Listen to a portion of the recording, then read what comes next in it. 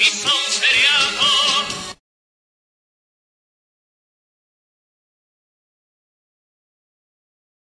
peuple travailleur, les travailleurs, la jeunesse et les paysans de Honduras contre le coup d'État.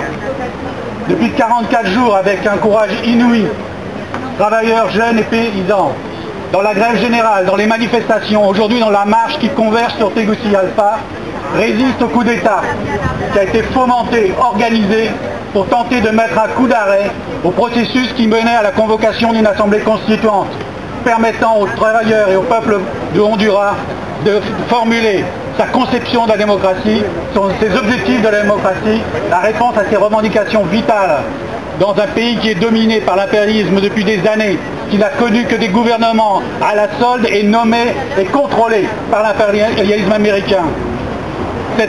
Cette lutte des travailleurs aujourd'hui, elle reçoit le soutien à l'échelle de tout le continent américain.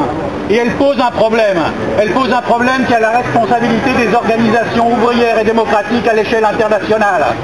La première responsabilité pour mettre un terme à ce coup d'État, pour apporter une solidarité active et réelle aux travailleurs et au peuple du Honduras, c'est la prise de position claire, nette et précise de toutes les organisations ouvrières et démocratiques dans chaque pays à l'échelle internationale. Et de ce point de vue, on peut se féliciter que la centrale unique des travailleurs du Brésil, qui était réunie en congrès il y a quelques jours, ait pris position dans ce sens, appelé l'ensemble des organisations du continent américain à une marche et à des manifestations dans la période du 9 au 14 août pour appuyer le combat des travailleurs et du peuple du Honduras.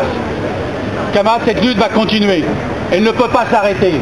Le peuple du Honduras doit vaincre et réaliser sa démocratie et nous devons lui apporter notre soutien. Le Parti ouvrier indépendant et l'entente internationale des travailleurs auquel il appartient vous assure et assure qu'il sera présent dans ce combat.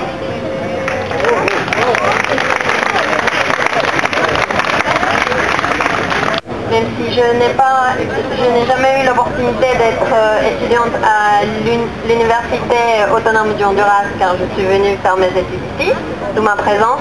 Je suis en constant contact avec des personnes là-bas, et donc je voulais les saluer, les étudiants de l'UNA, face à vous, car jeudi ils ont mené un grand combat, et avec leur force, et malgré leurs blessés, ils ont réussi à faire reculer les CRS qui voulaient s'emparer de l'université. Donc voilà, c'était pour un grand applaudissement pour eux. Merci.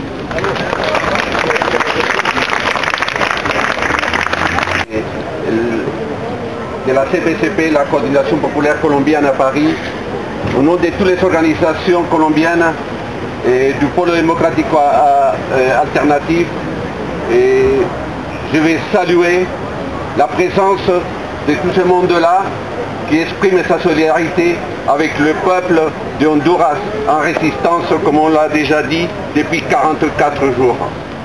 En effet, la répression s'abat sur le peuple d'Honduras. Ce sont 10 morts déjà qui connaissent cette répression.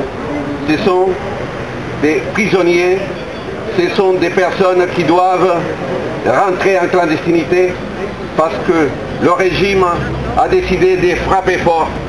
Et quand j'ai dit le régime, ce n'est pas seulement la bourgeoisie hondurienne. À travers la bourgeoisie hondurienne, c'est l'impérialisme américain qui soutient et qui est pour porter des coups à ces vents de liberté qui passent et qui traversent l'Amérique latine.